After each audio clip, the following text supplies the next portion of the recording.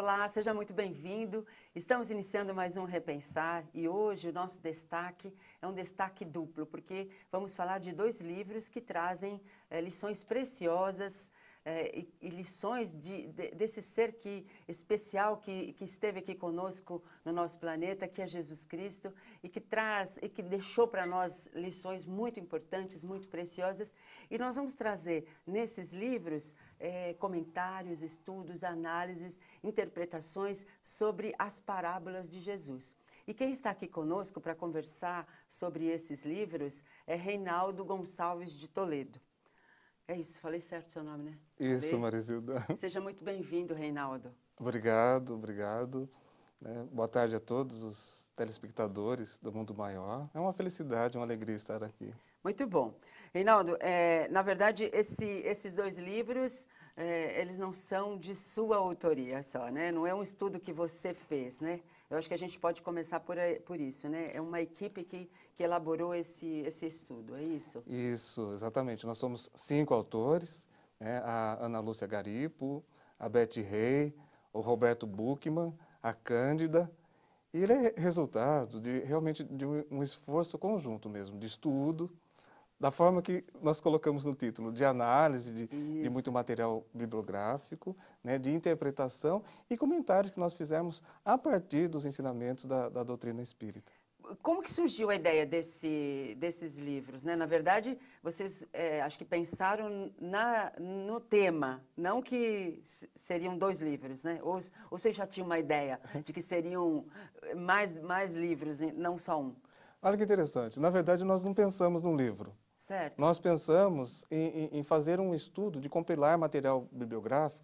Como nós somos expositores, né, nós damos aula há muitos anos na Escola do Aprendiz do Evangelho, então nós, para preparar as aulas, para juntar material, nós propusemos-nos a estudar juntos, Certo. a reunir o material, a compilar, a separar, trazer os resumos e tal. E depois de 2 anos de estudo, nós vimos assim que nós tínhamos um material muito interessante.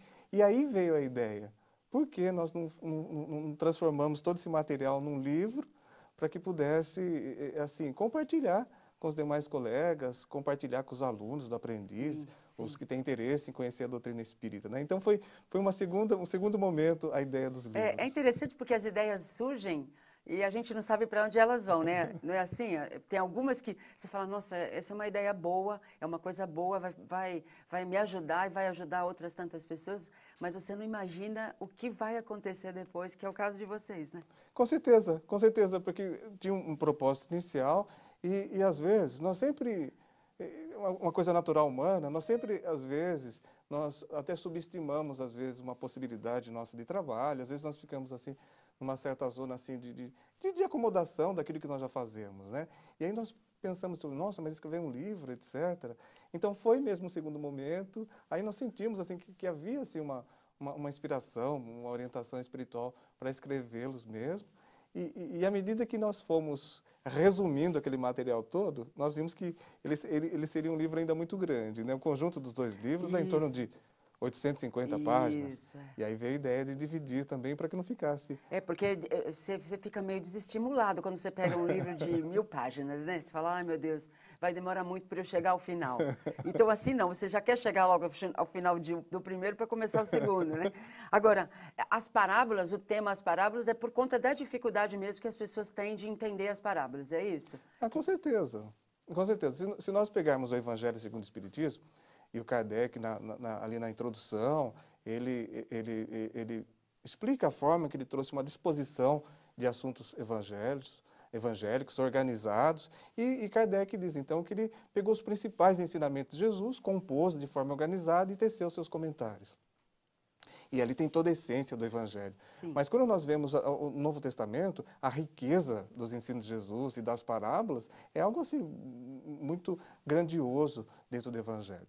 E as parábolas, em especial, elas têm em si uma dificuldade, porque elas trazem muitas imagens, símbolos, comparações, que nem são imagens e figuras de hoje, da atualidade, são da época de Jesus. Pois é, que essa é a grande dificuldade. Tem termos até que as pessoas não conhecem e tem situações que elas falam, mas o que é isso? Né? Que a gente depois até comenta em algumas parábolas, né?